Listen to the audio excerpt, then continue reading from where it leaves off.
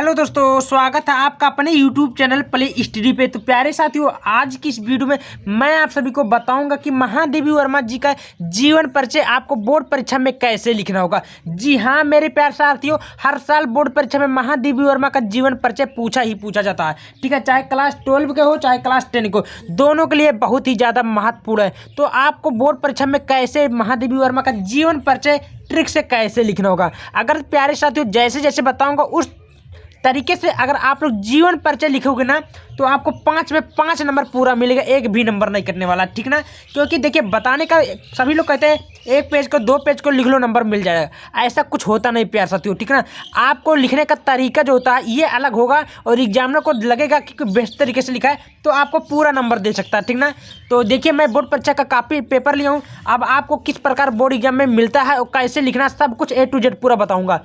उससे पहले अगर मेरे चैनल पे नए, चैनल को सब्सक्राइब कर लीजिएगा, वीडियो को लाइक कर लीजिएगा। ठीक ना, देखिए सबसे पहले बोर्ड परीक्षा का ऐसा पेपर मिला अब उल्टे। ठीक ना, कैसे पूछता है वो भी एक करके आप सभी को सब कुछ बताऊंगा। ठीक ना, मान लीजिए ऐसे पेपर मिला। ठीक ना, तो देखिए आपका बोर्ड परीक्षा में कैसे क्वेश्चन बोलता है, ध्यान से देखिए गा वाला देखिए ध्यान से कि निम्नलिखित कवियों में किसी एक कवि का जीवन परिचय हुए देते हुए उनकी प्रमुख रचना को उल्लेख करें।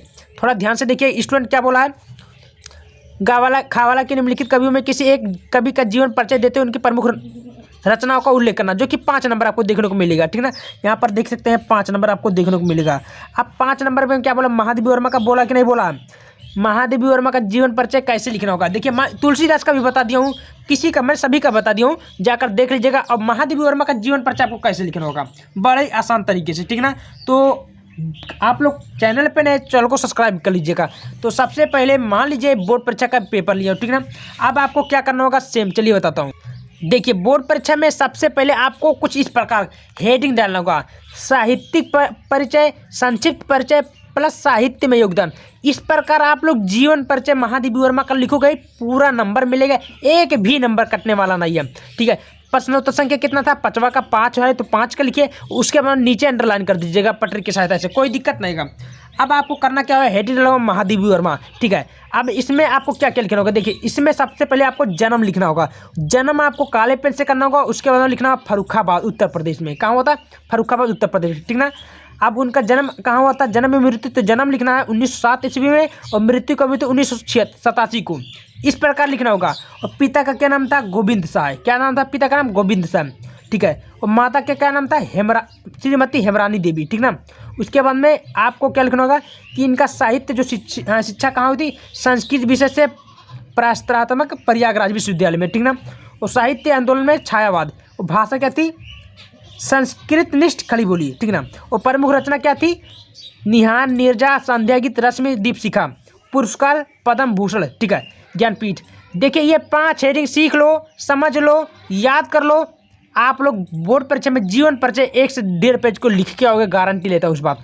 ऐसे लिखोगे भाई एक भी नंबर नहीं कटने वाला, एक भी नंबर बता देता हूँ, एक भी नंबर कटेगा नहीं। ठीक ना, अब आपको कैसे लिखना होगा चलिए ये तो क्लियर होगा, इतना आप लोग बोर्ड परीक्षा में ऐसे करके लिखोगे। ठीक ना, इसी प्रकार आप लोग लिखोगे, एक भी नंबर नहीं कटेगा सबसे पहले। उसके बाद में आपको ठीक है अब लिखना है जीवन परिचय, हेडिंग डालना होगा, क्या डालना कि महादेवी वर्मा का जन्म सन 24 मार्च 1907 को उत्तर प्रदेश राज्य के फर्रुखाबाद में हुआ था।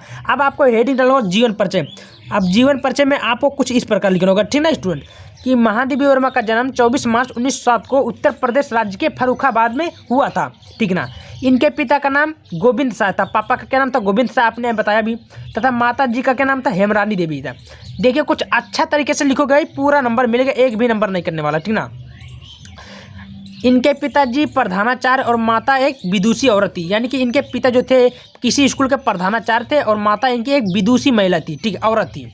इनकी प्रारंभिक शिक्षा इंदौर में होता, कहा इनकी पहली की प्रारंभिक शिक्षा कहाँ हुई थी, इंदौर में हुई थी। ठीक ना, आगे लिखना होगा इन्होंने संस्कृत में MA की उत्तीर्ण की, MA यानी कि संस्कृत में इन्होंने MA उत्तीर्ण की थी, MA। ठीक ना, आगे लिखना होगा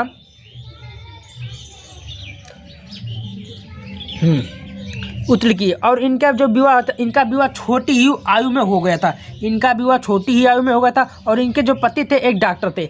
मोस्ट में हेडिंग वही लिखना, फालतू नहीं लिखना होगा, आपको अपने भाषा में लिखना होगा अच्छे तरीके से। ठीक ना, कि एग्जामिनर को लगे सही लिखा। थे। महादेवी जी बहुत ही कुशाग्र बुद्धि की बालिका थी। महादेवी वर्मा जो थी बहुत ही कुशाग्र यानी कि तेज दिमाग की लड़की थी, ठीक ना। आगे लिखना होगा, ये बचपन में अपने माता से रामायण और महाभारत की कथाएं सुनती थी, ठीक ना। महादेवी वर्मा जो थी अपने मम्मी पापा से बचपन में रामायण और महाभारत की कथा भी सुनती थी, ठीक ना, सुनते थे। इनका निधन सन 1987 को हो गया था। बस इतना लिखना। अब छोटा सा परिचय आपको साहित्यिक परिचय में लिखना है, आपका पूरा नंबर मिल गया कि महादेवी वर्मा हिंदी की महान काव्यत्री मानी जाती है। हिंदी के महान काव्यत्री महादेवी वर्मा को मानी जाती है। इनकी और भारत सरकार द्वारा इन्हें पद्म भूषण से भी सम्मानित किया गया था। किसके द्वारा? पद्म भूषण से भी सम्मानित किया गया था। किसको? महादेवी वर्मा को, ठीक ना। अब इनकी भाषा लिख दो। भाषा खड़ी बोली थी, ठीक है, और शैली क्या थी? मुक्तक शैली थी। और रचना लिख दो, आपका नंबर मिल गया। रचना क्या थी? निहार, रश्मि, नीरजा, दीपशिखा, यामा, यानी कि उनकी रचना मत भूलना। इसी में आपको भी 2 नंबर मिलता है। तो प्यारे साथियों, आपको महादेवी वर्मा का जीवन परिचय कुछ इस प्रकार लिखना होगा, एक भी नंबर नहीं कटने वाला, ठीक ना। तो वीडियो कैसा लगा? वीडियो पसंद है वीडियो को लाइक करना, चैनल पर नए चैनल को सब्सक्राइब भी कर लीजिए। धन्यवाद।